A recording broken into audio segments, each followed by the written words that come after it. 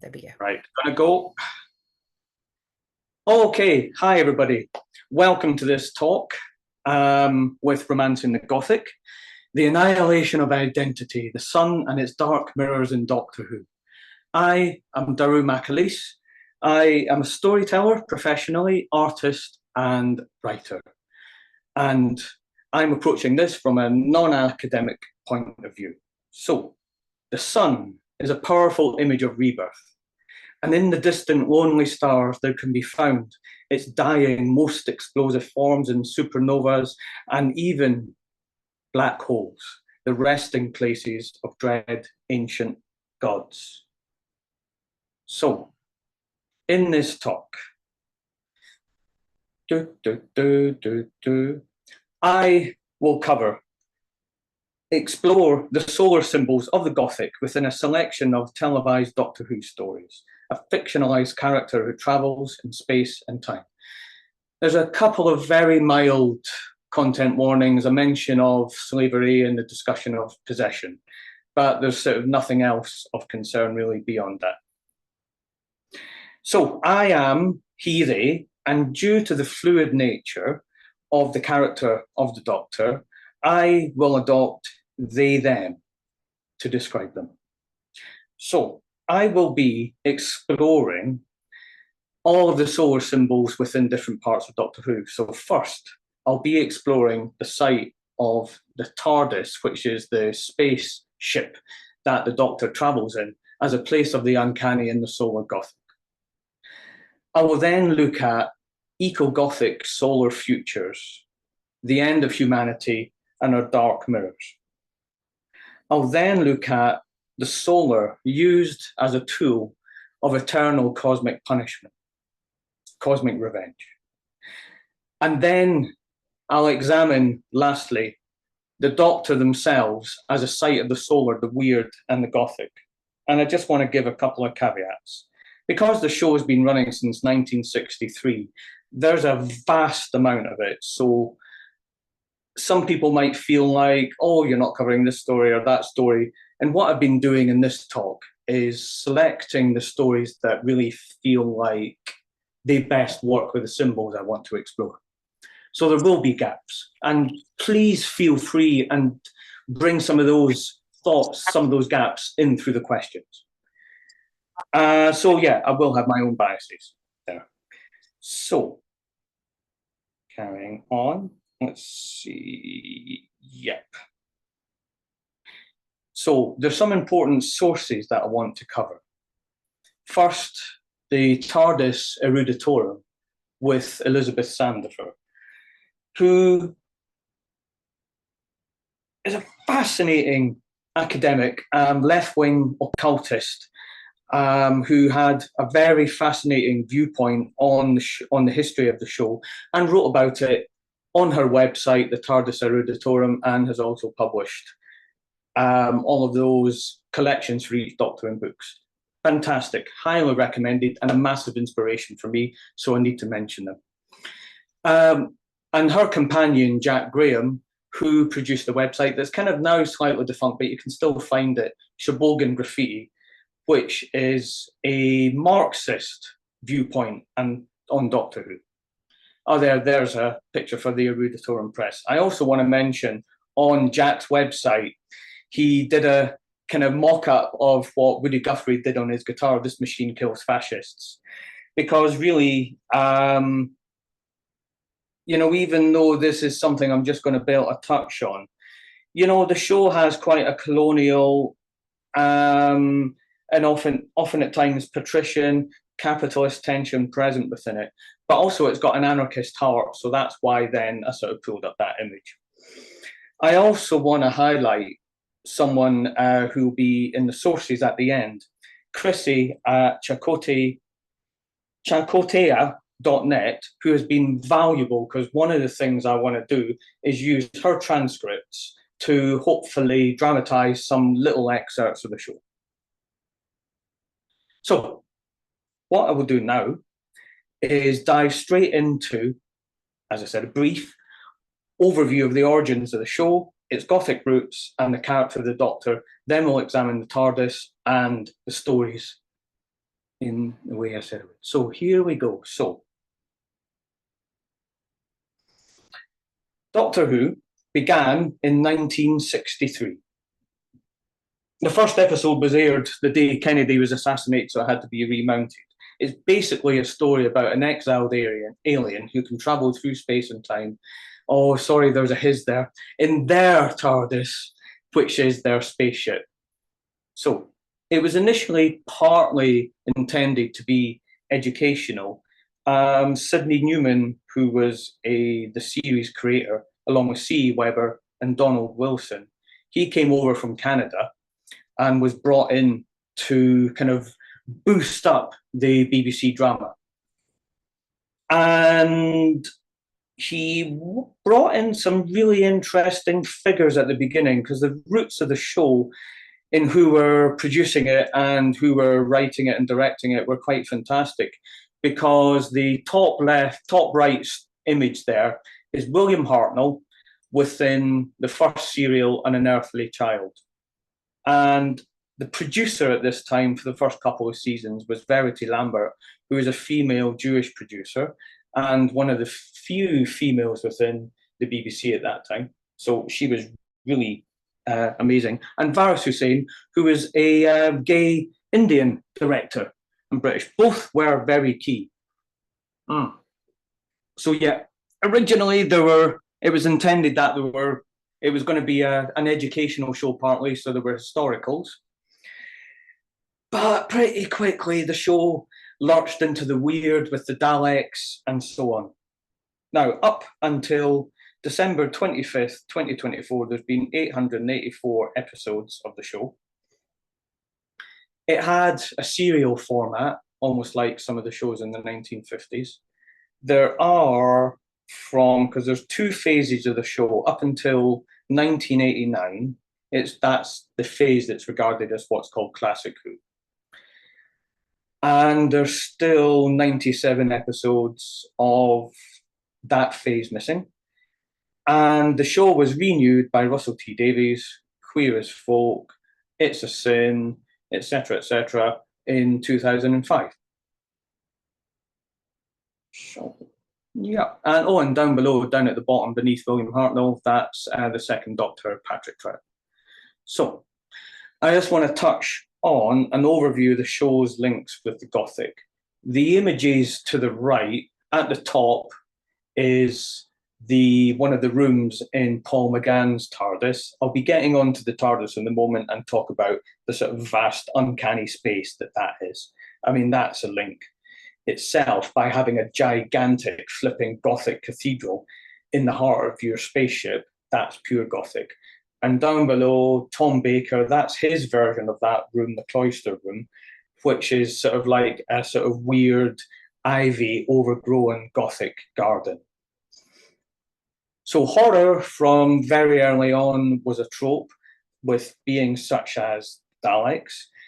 And the fact that you had an alien humanoid appearing early on in a junkyard, in a box with strange dimensions.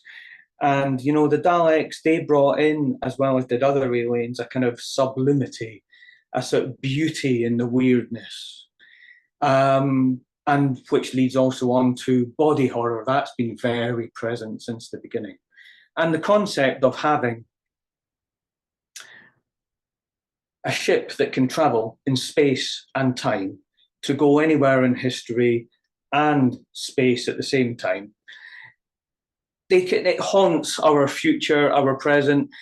We have the sort of past and the future colliding. So hauntology is very present in the show.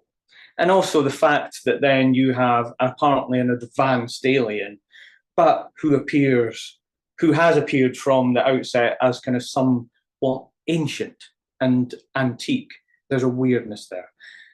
And regularly the serials and the stories distort ideas in daily life, like shadows in the room, dreams that we have, monsters that come from your own boogers or eye sleep, or hands that grab you from under the bed, and all of this for kids and families as well. So, and if you want a great introduction to Gothic horror, there's some of the stories I'm going to introduce you to here within Doctor Who, but also look at Tom Baker back in the classic era, the Fourth Doctor. Season 13 is pure horror. Then you've got Stephen Moffat's Doctor Who in the new era with creatures such as the Silence or the Weeping Angels, things like that. They're things I'm not really going to be covering here. But carrying on. I'm flipping through all this quite fast because then I want to get to the nitty-gritty of the stories. So I'm going to give you an introduction to the character.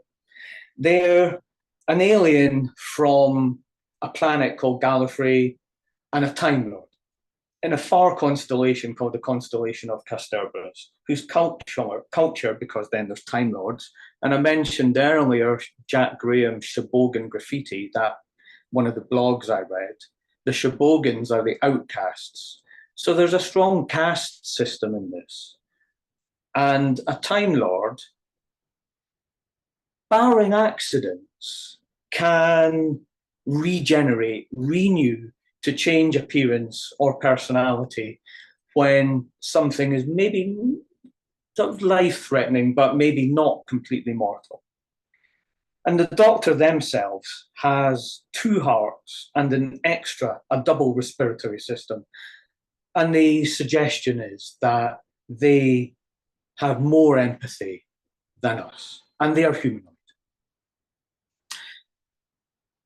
Now, as I said, the show, despite writers and producers such as Verity Lambert, the show, up until most of the recent run, all of the Doctors were male, and the show has been run and directed and written mainly by men. We will touch on a story, rare story in the classic era later on, that was produced, that was written and directed by women.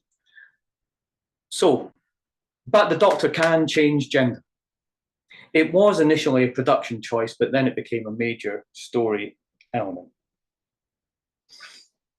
Now, due to the origins of the story, basically that the Doctor stole their TARDIS and then ran away from their planet with his granddaughter, there's kind of an anarchist heart to the show. And despite the Doctor being a patrician, you know, there's that sort of pull on the show that they champion oppression of dictators and combat foes, you know, using not always force, but using guile and wit. So they're a rebel. But also, at the same time, they have been and can be a tool of their system. Now,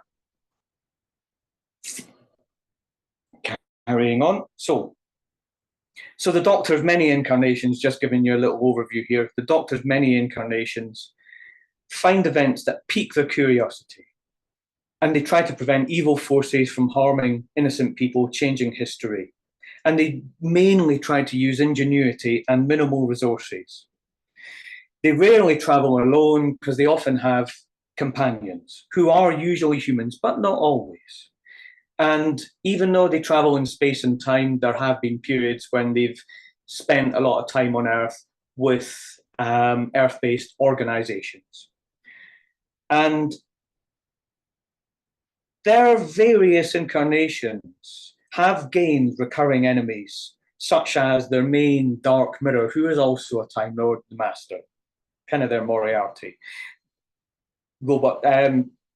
Aliens such as the Daleks, their creator Davros, the Cybermen, we'll get to a little bit, and also other renegade Time Lords. So I'm going to quickly give you an overview of the Doctor. These, I won't go too deep. Starting top left, we have Jo Martin, who is described as a fugitive Doctor who's appeared non-chronologically in the current series. But next to the right from them, we have first William Hartnell, 1963, the first Doctor. Then we have Patrick Troughton, 1966. Then we have John Pertwee, Tom Baker, then Peter Davison, Colin Baker, then Sylvester McCoy. We have Paul McGann, who appeared briefly. Then we have another kind of fugitive mayfly doctor, John Hurt, who was a war doctor for the Time War, who also appeared non-chronologically. Unfortunately, I'm not really going to go into the Time War here. Then we have the first Doctor in the reboot, Christopher Eccleston. Then we have David Tennant, Matt Smith, Peter Capaldi, the first female Doctor, Jodie Whittaker, and then we have the current Doctor, Shu Tigatwa. And then we have also had Peter Cushing, who played in reboots of, in movie versions of a couple of the Dalek stories. So, skipping on. Now going to look at the TARDIS as a site of the uncanny and the Solar Gothic. A key thing about the TARDIS, a way that it's always described, you can see in that picture that it appears as a police box. And this was how it began in 1963, because the Doctor at that time believed it was a clever disguise, using its chameleon form to turn it into a police box because it would be innocuous. And it kind of stayed like that because the whole thing, despite being high-tech, it also malfunctions. But key phrase, it's bigger on the inside.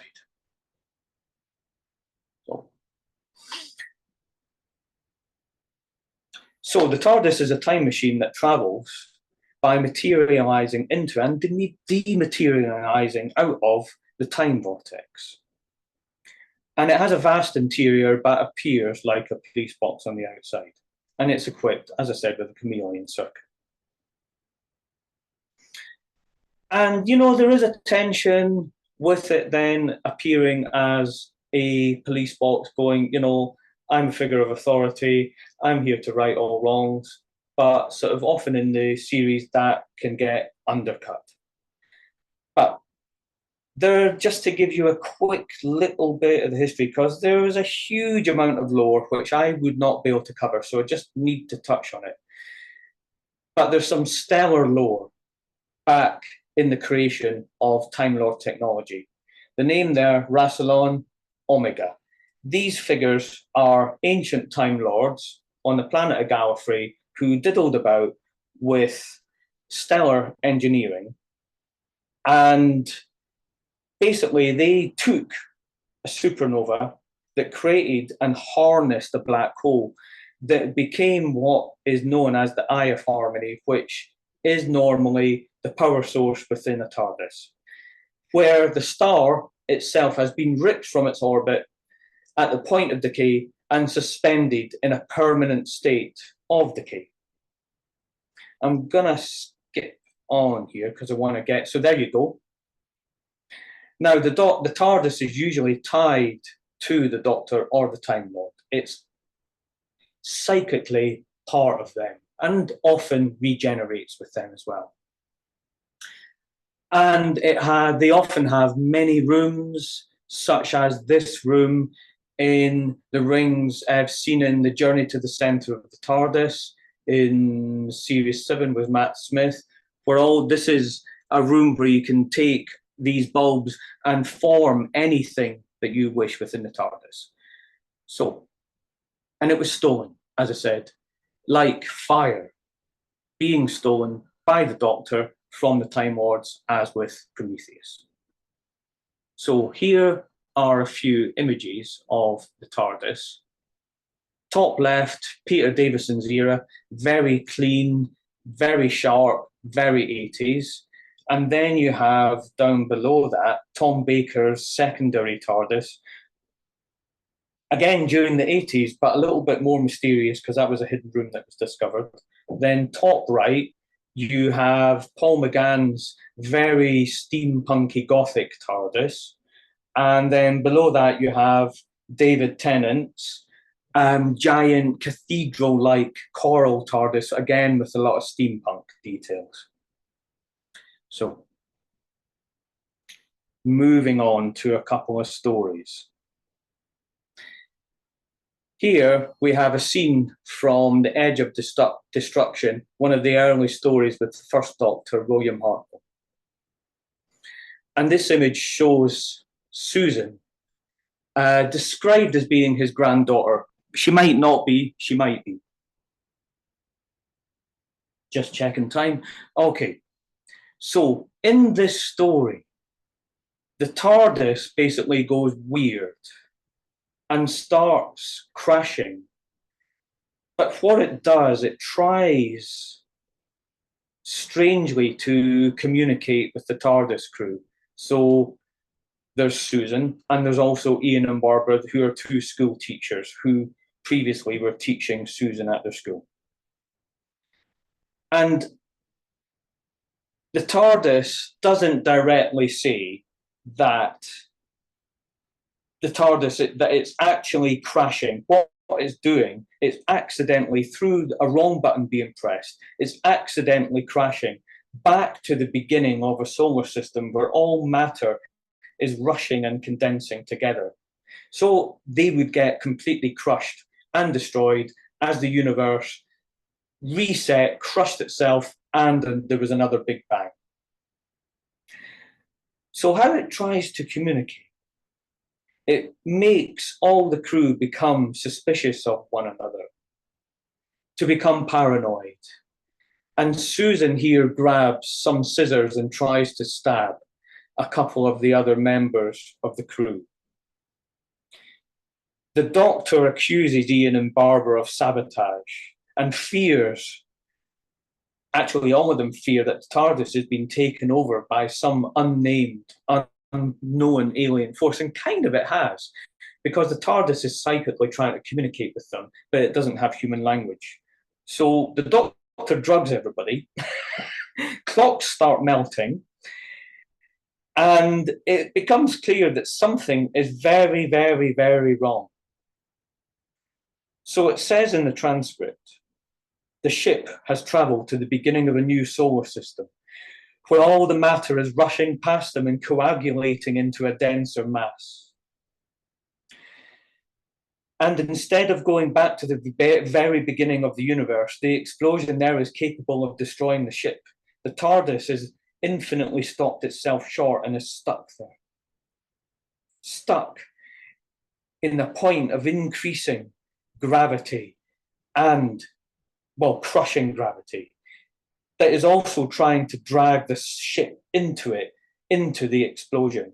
There they are sitting, right on the edge of the powers of creation and destruction. And this fascinated the Doctor. So here's a little bit of the transcript from the Doctor himself. Doctor, I know. I said it would take the force of a total solar system to attract the power away from my ship. We're at the very beginning. The new start of a solar system. Outside, the atoms are rushing towards one another, fusing, coagulating, until minute little collections of matter are created. And the process goes on and on until dust is formed, and dust becomes a solid entity. And then we have a new birth, the birth of a sun and its planets. Oh, oops, excuse me. Right, so next we have, from 2010, we have The Big Bang with Stephen Moffat. Right, I'm just thinking, because we started a few minutes late, I'm just going to kind of skip a little bit faster until we get to the meat. No need, Daru, just keep going, it's fine. Fantastic, thank you.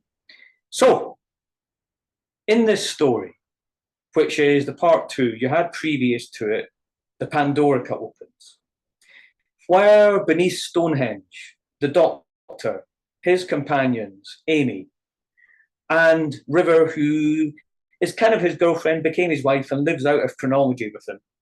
And there was also Rory, who was dead and became a Roman.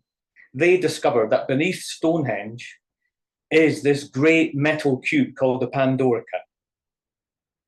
And this is part of a fairy tale that says that there is a warrior or a goblin feared across the universe, capable of arriving on any planet and changing it forever. And maybe they can be trapped by a good wizard. So all of the Doctor's adversaries arrive around Stonehenge and form an alliance. And they tell the Doctor that they are responsible for the end of the universe and all the stars. So there we go. We have on the solar level, every star in the universe extinguishing at once. Now, River finds a book about Pandora's box and other parts of history, such as Roman Britain, and finds, without going, I can't go into too much detail, but there have been cracks across the universe that have formed a trap to lead them towards the Pandorica, based on the Doctor's companion Amy's memories. So, River is warned by the Doctor. She is in the TARDIS. He is at the Pandorica. That she has to leave the TARDIS, but she cannot. The TARDIS closes its doors and goes critical. And all of the adversaries, knowing that the TARDIS is the cause of the explosions and the cracks across the universe, they believe that the Doctor is the cause of the destruction of the universe. So they trap the Doctor in the Pandorica to seal him in there, just as every star, every sun, every point of the solar in the universe goes supernova.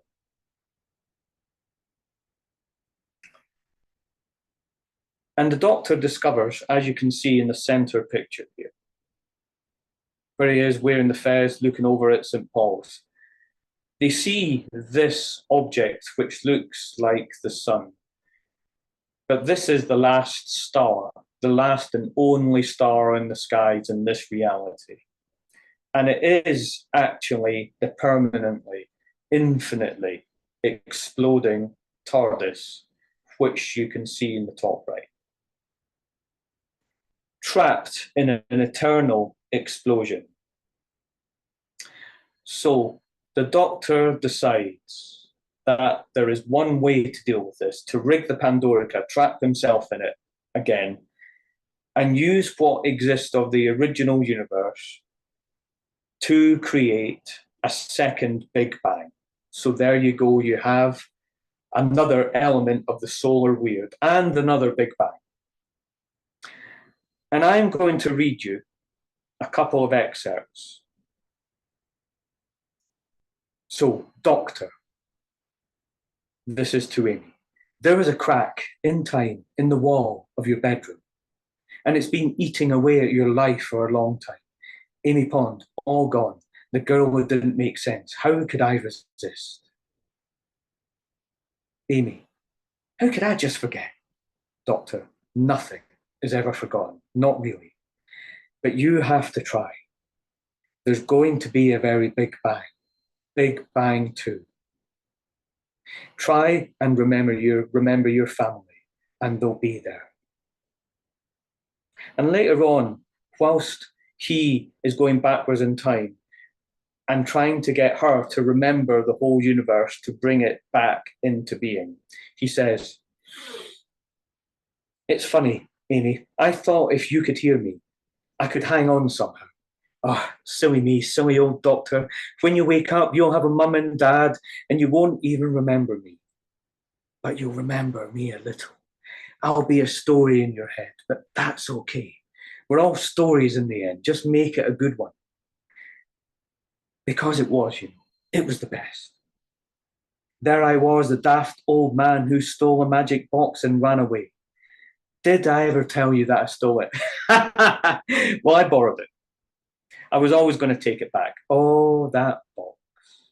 Amy, you'll dream about that box, and it'll never leave you. Big and little at the same time, brand new and ancient, and the bluest blue ever. So, moving on to more TARDIS Solar Gothic. We have the finale of Christopher Eccleston, Russell T Davies' first season of the reboot, Parting of the Ways 2005.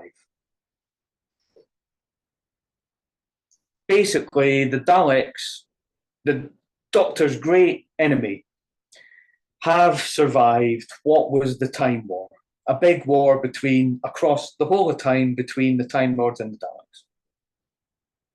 They escaped to Earth and they've harvested the DNA from all of humanity and turned them into corrupted, heretical, mad Daleks.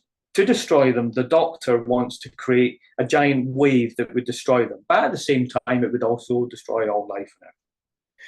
So the Doctor tricks Rose into going inside the TARDIS and getting her away back to Earth, back in time, to survive. Now, skipping forward, what Rose does, basically, she uses a truck to force open the heart of the TARDIS. And here, the key point I want to make, you can see that coming from the TARDIS is solar energy going straight into her. So there we go, we have the solar weird is directly at the heart of the TARDIS. And she then comes back to the Doctor. And as a result of absorbing the time vortex, she can just, with a wave of the hand, destroy all of the Daleks. And she can just bring other people who died back to life. But as a result of absorbing the vortex, every cell in her will die. And the Doctor kisses her and breathes it all into himself. But as a result of him absorbing it, he dies and turns into the 10th Doctor. Rose. Everything must come to dust. All things. Everything dies. The time war ends. And she waves her hands. Doctor, but this is wrong. You can't control life and death. But I can. The sun and the moon, the day and the night. But why do they hurt? Says Rose. Doctor, the power is going to kill you, and it's my fault. Rose, I can see everything. All that is, all that was, all that could be. Doctor, that's what I see all the time. And doesn't it drive you mad? And then kisses her, takes in the power, and then regenerates. So there you go. The solar weird is at the heart of the TARDIS. So now we will explore Solar Gothic futures within the show. Visions of the dying light and the death of not only the Earth, but also of humanity. The Earth damaged beyond repair, and the extinguishing of the solar.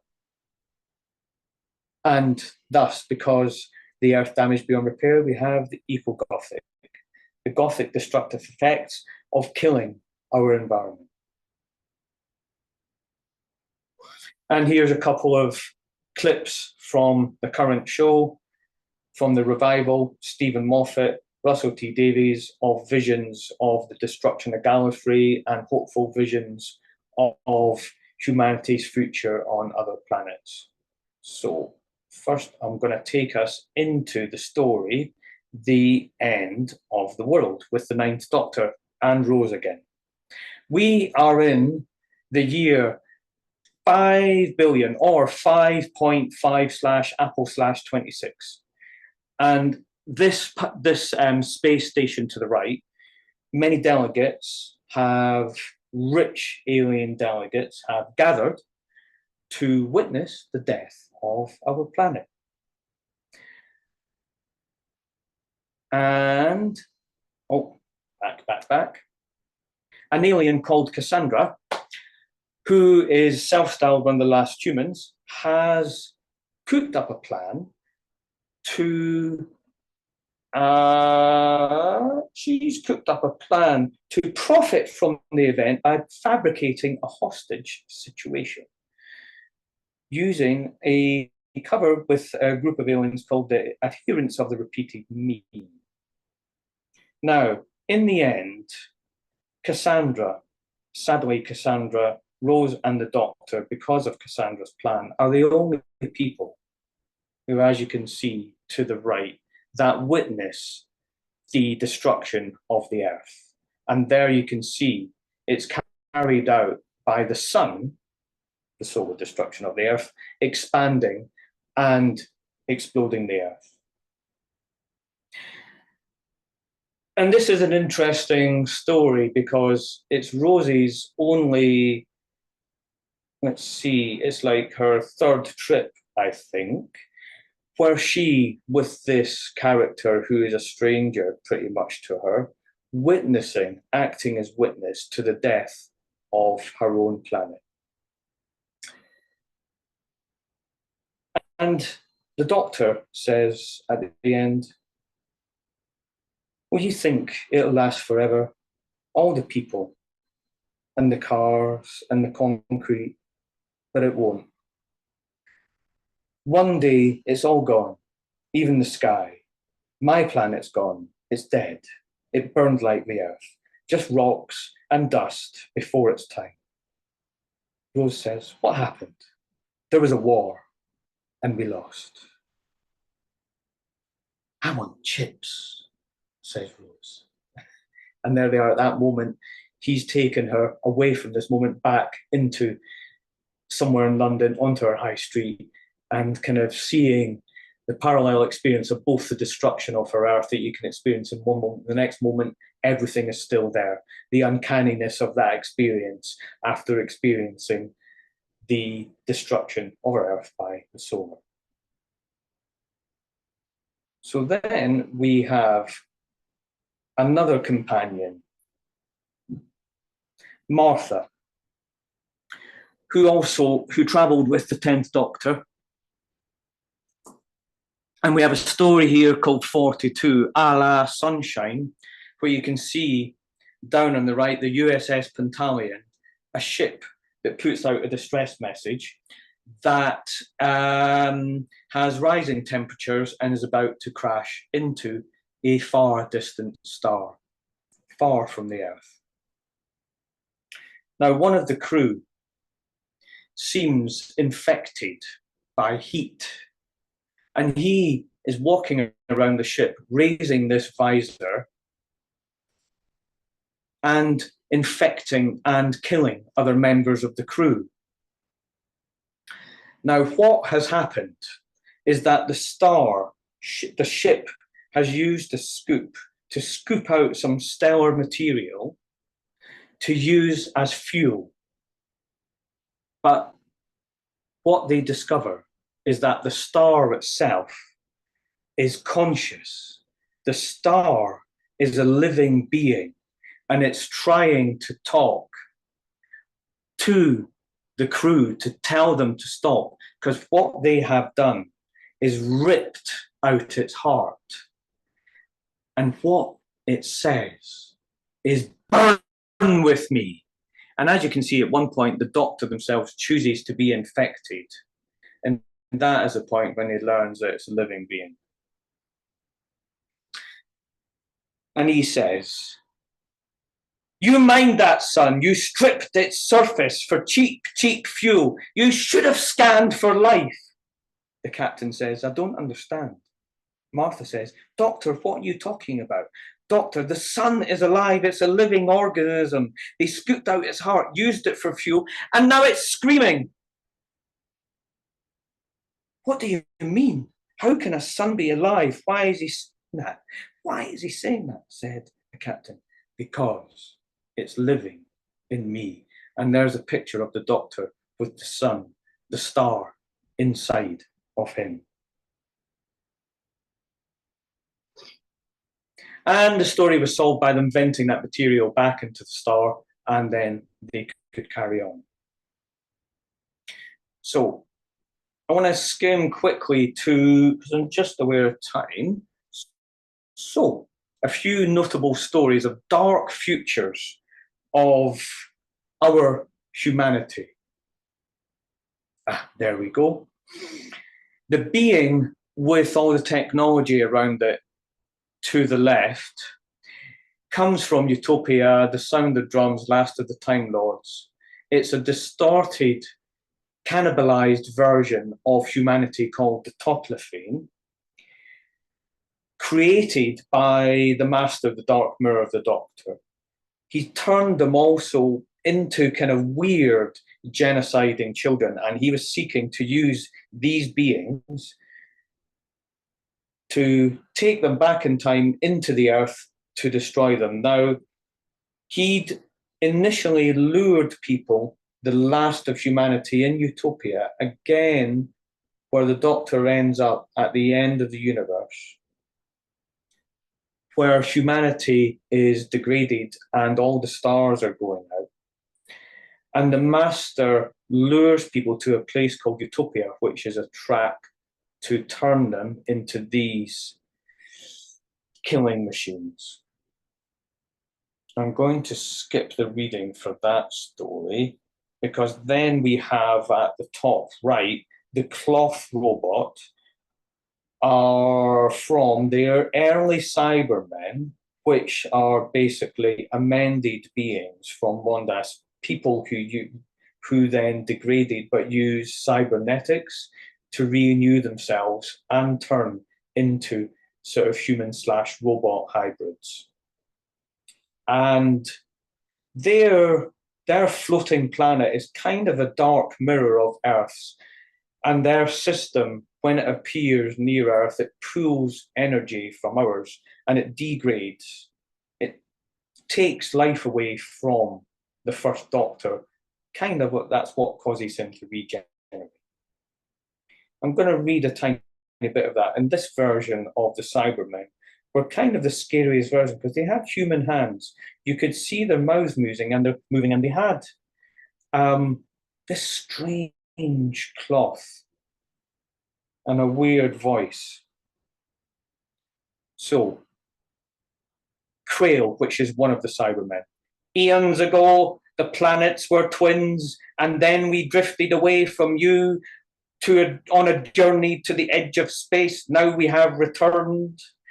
Our brains are just like yours, except that certain weaknesses have been removed. Weaknesses? What weaknesses? You call them emotions, do you not? But that's terrible. What do you mean? You wouldn't care about someone else in pain? The Cyberman says. There would be no need. We do not feel pain. And as a result of their intervention, bringing their planet close to the Earth, it could be argued the dark mirror, the dark energy of their presence, of their dark and solar energy, drains the Doctor. I need to skip on. Oh yeah, there we go. Down in the bottom right, we have Cassandra, the grinning sheet of skin, who was the last human who was described as being a bitchy trampoline. So I'm going to take us into and just yep. Okay, so we're good. The Solar used as a tool of cosmic punishment.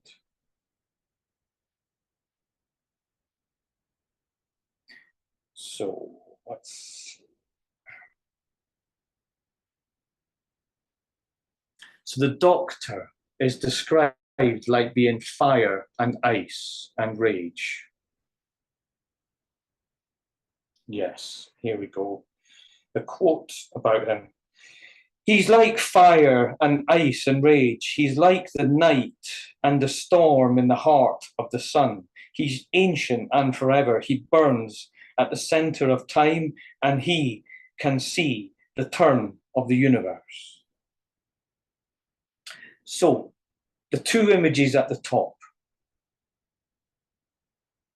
are from a Fourth Doctor story called The Image of the Fendahl.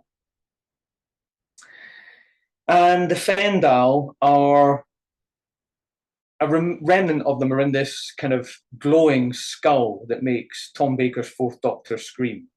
And they are, I don't know, a gestalt alien creature that feeds off life energy and leaves nothing behind. And this story is a really weird one. It's got some fascinating elements. There's Mother Tyler, who is a modern day witch. There's a black magic cult combined with scientists, and this creature who possesses one of the scientists, the image on the right that you can see. It's a fascinating story, and I really recommend watching it. And the cosmic revenge at the end, the Doctor traps that last remnant of the Fendal back into the glowing skull and takes it. And that is the very last remnant of their race. So you could say, technically here, he genocides. And he drops it into a supernova, trapping and destroying them forever. He does a similar thing in a story imaged in the bottom right called The Family of Blood, where it's a story where the Doctor hides, again with the companion Martha, as a teacher in 1913, and hides his identity even from himself as a teacher in a public school. And his essence is hidden in a watch where his, kind of, you could say, his solar essence is hidden in there. And then if he opens the watch, it then comes back into him in the same way that an energy came out of the heart of the TARDIS into Rose in Parting of the Ways. But at the end of the story, the Doctor exacts a serious revenge. Because this group of aliens are called the Family of Blood, which is the reason the Doctor hides. And they've been chasing him to try and steal his essence from him. And as a punishment, at the end of the story, there's the father, the daughter, and the son. The father he wraps in unbreakable chains, but the chains were forged in the heart, in a solar way, in the heart of a dwarf star, so they were unbreakable. He takes the daughter and traps her in every mirror in existence, but on a solar level, he also takes the mother, as you can see in the image at the bottom, and traps her on the edge of an event horizon of a collapsing galaxy eternally. So that would be a terrible cosmic punishment.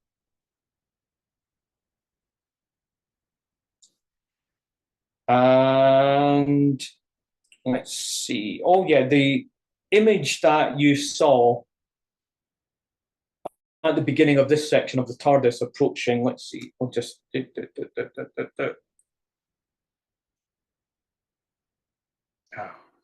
there, of the TARDIS approaching a cold star. That's the story Amy's Choice with Matt Smith, where a dream version of the Doctor, basically due to some psychic pollen, tortures the Doctor and punishes them and puts them through different dreams and realities. And that image is them almost crashing into what's called a cold star.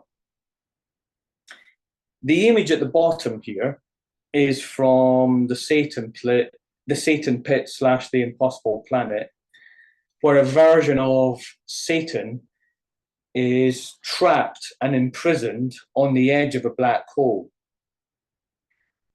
And at the end of that story, the Doctor frees this version of Satan and casts it into the black hole.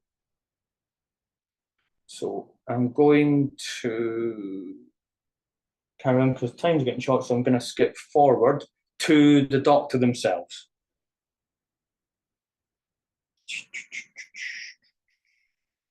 So I've skipped past a couple of stories that actually I think I'll cover in a future episode, a future talk. So we're now going to look at the Doctor themselves as a site of the Solar Gothic. As I've said, the Doctor is linked to the TARDIS, which changes with them. Here's an image of the Master in the story Utopia that I mentioned, where he steals the TARDIS and regenerates within that TARDIS. Now, there's been a change over time because originally the Doctors didn't have, in the classic series, didn't have this bright, massive explosion of solar light as they regenerated. Sometimes they were quite low key, it was just a dissolve. But in the current series, it's massively solar, like their body is being ripped apart, and they seem to be trapped in an unending cycle of living, dying, and disintegration. The 10th Doctor themselves says it feels like an actual death from the end of time, from David Tennant. Even then, if I change, he says, it feels like dying. I can still die. If I'm killed before a regeneration, then I'm dead. Even then, even if I change, everything I am dies. Some new man, new person goes sauntering away, and I'm dead. So here is an image from William Hartnell. It was a gentle dissolve into Patrick Troughton when he's forced at the end of the 10th planet to regenerate. And the 4th Doctor brought in an interesting image of what this figure is called the Watcher, who is almost like an extra far distant entity of the Doctor's own death haunting him. So there you go, the Doctor's haunted by their own death. And here we have Jodie Whittaker in 2021, again with the explosive light. But quickly, I'm going to go through some of the deaths of the Doctor. First Doctor being drained. The 2nd Doctor forced regeneration as a punishment for meddling. The 3rd Doctor, John Pertwee, radiation poisoning after battling a queen spider. The 4th Doctor fell to death off a telescope and was haunted by his own death with the Watcher. The 5th Doctor, exposure to a lethal toxin, where the milk of a queen bat might have helped him. 6th Doctor, unclear how he died, lots of theories. The 7th Doctor, shot and mistakenly operated on. The 8th Doctor died in a crash landing, given magic potions, and chooses to regenerate into the War Doctor, who regenerates from old age. The 9th, Rose forced him into a regeneration by TARDIS energy. The 10th, he died of radiation poisoning by choice. The 11th Doctor became an old man and was given a new regeneration cycle. 12th Doctor electrocuted and blown up and shot. The 12th Doctor forced her regeneration was used by the Master and kind of complicated stuff, but then she reversed the process, but then again had to regenerate. The 14th Doctor, actually, she regenerated then back into David Tennant, and who then turned into the 14th Doctor, interestingly, into by regeneration. He was shot. So I quite like there's a bisexual regeneration. And then we have the fugitive Doctor, Jo Martin, at the beginning there, who we've never seen her regeneration. So basically, we have to wrap up that regeneration functions as a symbol of solar rebirth. It's inherently body horror, a constant cycle of living, undying, and being disintegrated, a process of the Solar Gothic. And the horror of eternal life, essentially you could see, because of that, some stuff I can't go into right now, there's just such deep lore, but you could see the regeneration as being a cosmic punishment, that the Doctor is a sight of an eldritch rebirthing sun that's tied to their space machine. They may well be forever living, and they've seen unendingness. They've seen the end of the universe, since for them, love in time crumbles, vanishes, as does the universe. There can be no friends left as they meet the heat death of the universe, utterly alone, but still alive. That is horror, the annihilation of identity. And here you go, one quote from the 11th Doctor from the Rings of Akhenaten.